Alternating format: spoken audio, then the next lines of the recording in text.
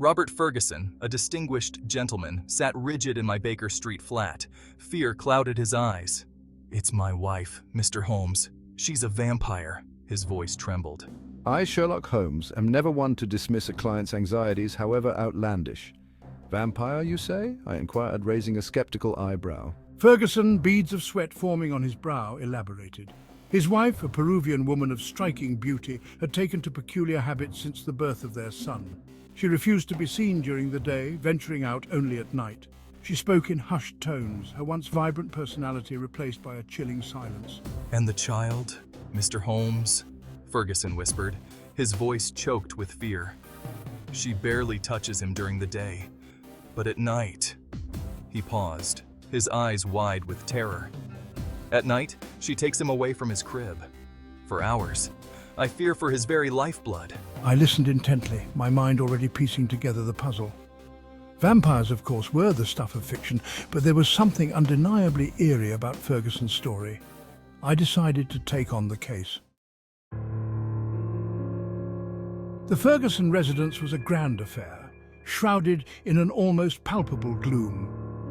Mrs. Ferguson, as beautiful as her husband had described, greeted us with a detached politeness.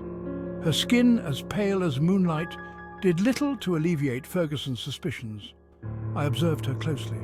Her movements were slow, almost languid, her eyes downcast. There was a faint, unfamiliar scent in the air, something floral and subtly spicy. I recognized it. Brugmansia, a plant native to Peru. Its flowers, known as angel's trumpets, were intoxicatingly fragrant, but also highly toxic.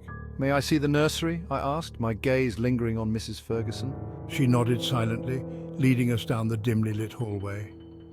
The nursery was surprisingly cheerful, filled with sunlight and the soft cooing of the baby. Examining the nursery, I noticed something peculiar. A small, intricately carved blowgun lay discarded beneath the window. It was clearly of South American origin. Beside it, a tiny dart, tipped with a dark substance. What is this, Mrs. Ferguson? I asked, holding up the blowgun. Her eyes widened in alarm. She shook her head, muttering something in Spanish, her voice laced with panic. I recognized the word curandero, a traditional healer. The dark substance on the dart, I suspected, was the key to this mystery. I sent a sample to my trusted confidant, Dr. Watson, for analysis. The results confirmed my suspicions. The dart was coated with a potent sedative derived from Brugmansia, the same scent that lingered in the air. The pieces of the puzzle were falling into place. This was no vampire, but a desperate mother protecting her child. But from whom? My eyes fell on a framed photograph on the mantelpiece. Two young boys, their faces beaming with youthful energy, stood beside Mrs. Ferguson. Her stepsons from a previous marriage. Tell me, Mr. Ferguson, where are your sons now? "They are away at boarding school. They haven't been home since the baby was born." A likely story, but it concealed a darker truth. I discovered that the elder son, jealous of his new half-brother, had been secretly visiting. He had learned of his stepmother's use of Brugmansia as a sleep aid, a common practice in her culture. He intended to use it against the baby, believing it would be fatal. Mrs. Ferguson, fearing for her child's safety, had resorted to desperate measures. The nightly rituals, the hushed tones, the avoidance of daylight. It was all a ruse to protect her baby from his own brother. The blowgun, a relic from my past, was my only defense.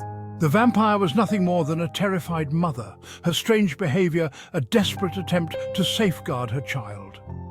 The true monster was not a creature of the night, but the envy that festered in the heart of a jealous sibling. The case, much like the scent of Brugmansia, was both intoxicating and toxic, and in the end it was the truth that provided the antidote.